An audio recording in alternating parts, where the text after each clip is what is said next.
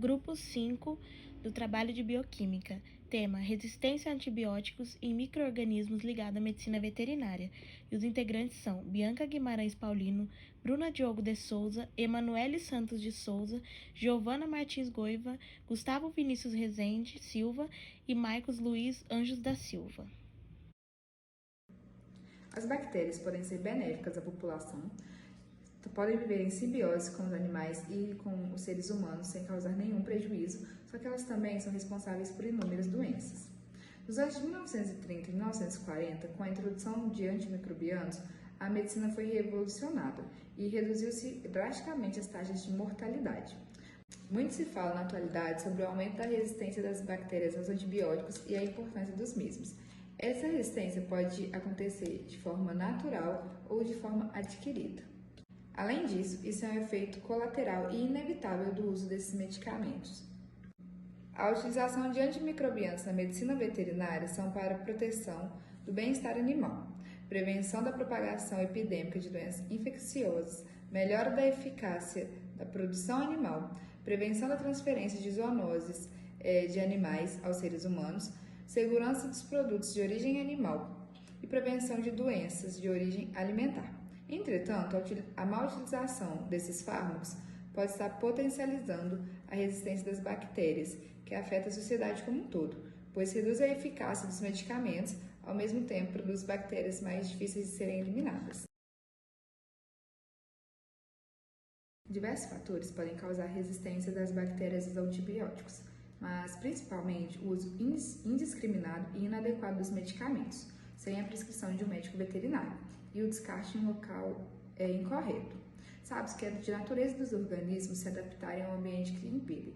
Só que nesse caso, a adaptação das bactérias pode ser prejudicial à saúde, porque remédios que antes faziam efeito podem deixar de fazer.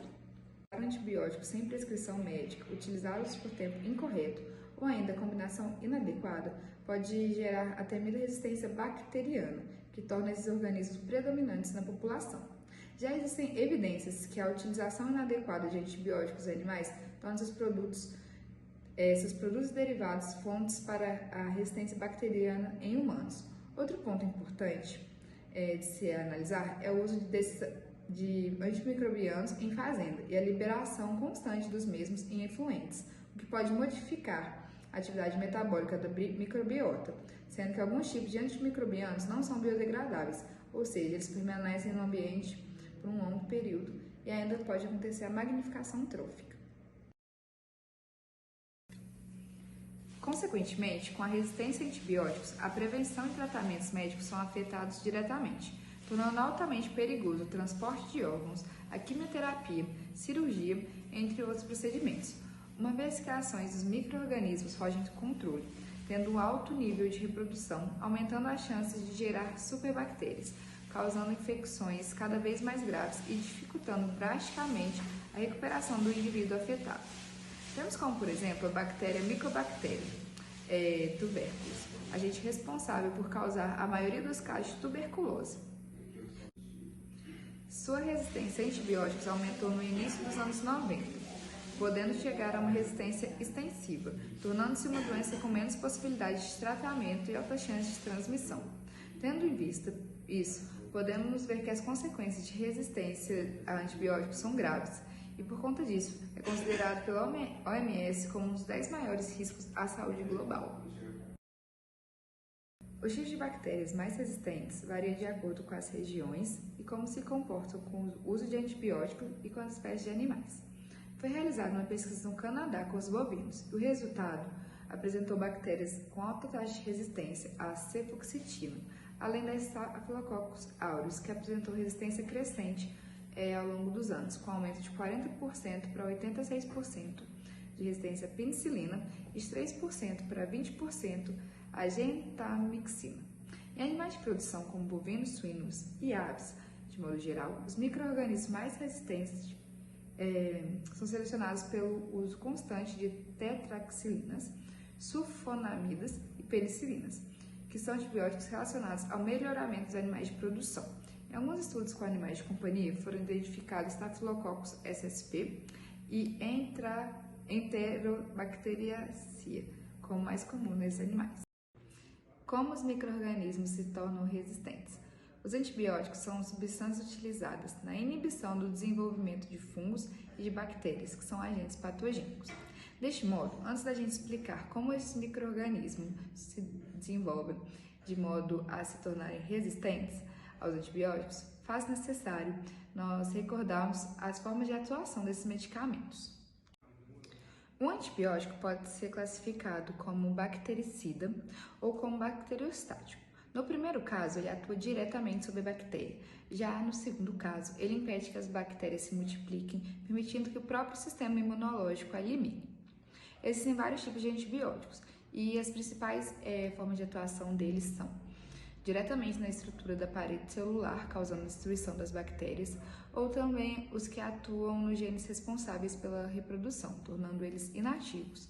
Também pode causar alteração da permeabilidade da membrana plasmática, de modo que impede a síntese proteica bacteriana. Portanto, o uso incorreto e indiscriminado de medicamentos pode contribuir para que os micro-organismos desenvolvam mecanismos para se adaptar ou anular a ação dos princípios ativos, haja vista que esses seres possuem capacidade de evoluir rapidamente. As bactérias podem sofrer mutações genéticas ou adquirir material genético de outros organismos, como por exemplo de outros vírus ou outras bactérias, por meio dos processos de transdução ou transformação, que são as trocas e recombinação de DNA cromossômico entre as espécies. Por esses meios, elas podem conquistar novos genes, que dão a ela mecanismos para se tornarem resistentes aos medicamentos, sendo os importantes mecanismos a produção de enzimas que destroem ou modificam a ação dos antibióticos, a redução da permeabilidade da membrana externa, o sistema de efluxo hiperexpresso, que é a excreção de substâncias tóxicas, e a alteração, bloqueio ou proteção do sítio ativo do antibiótico. Logo, ao fazer o uso de maneira inadequada do antibiótico sem respeitar o tempo indicado, pode fazer com que haja um processo de seleção natural, onde as bactérias comuns são eliminadas e as superbactérias, por sua vez, são mais desenvolvidas e adquirem mecanismos de resistência e permanecem no organismo. Assim, se reproduzem, fazendo com que a infecção retorne muito mais forte. Com isso, conclui-se que a seleção natural é um dos fatores que mais contribui para o surgimento das superbactérias. Nessa conformidade, é possível dizer que no futuro haverá micro-organismos ainda mais resistentes do que os observados hoje, caso nada seja feito para evitar a evolução genética desses seres, da seleção desses seres. A resistência aos antibióticos pode ser evitada por meio de atitudes bem simples, como o uso de antibióticos somente sobre a recomendação de um profissional da área da saúde. O tempo de dose do antibiótico deve ser respeitado, mesmo se desaparecer os sintomas. E sempre a gente tem que manter uma boa higienização, deixar as nossas vacinas e dos animais sempre em dia. Também é necessário que, quando formos ter contato com alguma pessoa ou animal contaminado, usar máscaras, luvas e os materiais necessários para a nossa proteção e evitar a disseminação da doença. Além disso, também é necessário que ocorra o monitoramento das doenças relacionadas a micro-organismos, por meio de um levantamento mais prevalente nas unidades críticas, onde se determina o perfil de sensibilidade e resistência dos micro-organismos. A partir do momento em que se sabe quais são os micro-organismos mais frequentes e as suas características, é possível adotar estratégias para prevenir as infecções.